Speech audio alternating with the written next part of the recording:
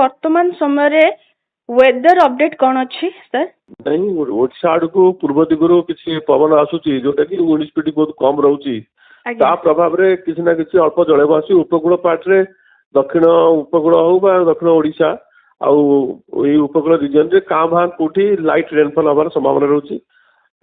आज हो पारे आसंता काली भी हो पारे दिन भितर जाऊ किंतु जहाँ मॉडल जना पड़ी काली ठारू शीतर प्रकोप धीरे धीरे बढ़िबो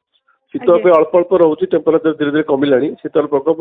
धीरे धीरे बढ़िबो एवं कंटिन्यू रहिबो किछ दिन पई जदि देखिबा नवेम्बर स्टार्टिंग रु ही शीत पड़ी जाए किंतु वर्तमान देखा जाउची शीतर प्रभावटा सेते पड़ू नाही काहे कि सर? ना ए वर्ष अधिकांश समय पूर्व दिगु पवन आसा पर वायुमंडल रे जलय बाष्प रोची जलय बाष्प मात्रा रहिले शीत को होइना किंतु धीरे धीरे जलय बाष्प मात्रा कमी आछी कारण आउ आइदर कुहुडी होउची किबा खरा हम जेती जलय बाष्प अछि से वायुमंडल रे अपसरी जाउची आउ एबे जोटा पूर्व दिगु पवन आछि ता प्रभाव रे अल्प कि जलय बाष्प जोटा आसुची से क्या भाग कोटी उपकूल पार्ट रे लाइट रेनफॉल हो पारे स्वल्प वर्षा हमार संभावना रोचे क्या भाग हो पारे न हो पारे किंतु यही सिस्टम चलीगला शीतर प्रकोप बढ़ो आशा करा काली पागरे चेंज आसो शीतर प्रकोप बढ़ो वर्तमान अपडेट जहाँ 24 घंटा भितर लघुचाप हमारा संभावना अच्छी कौन कहिबे?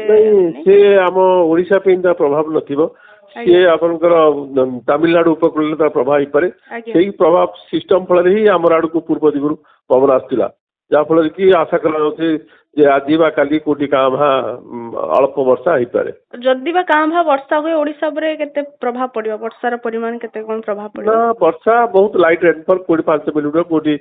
माने जस्ट खाली ड्रिजल टाइप रे हेकरी पळेबो ए टाइप रो अधिक वर्षार संभावना नहीं माने वेरी लाइट रेनफॉल हबार अछि एबे वर्षार संभावना कम अछि पवन रो भी समिति बेग किछि ना ना पवन रो किछि नहीं वर्षा काँ भा लाइट रेनफॉल हबो पवन रो समिति किछि संभावना नहीं जहाँ आज अनुमान करा हे पारे काली आड़ को तार प्रभाव न रहिबो हां आज हे पारे किंतु काली आड़ को तार एते प्रभाव रहिबोनी आ शीतर प्रकोप काली ठो धीरे धीरे बढ़िबो। आज्ञा बहुत बहुत धन्यवाद सर।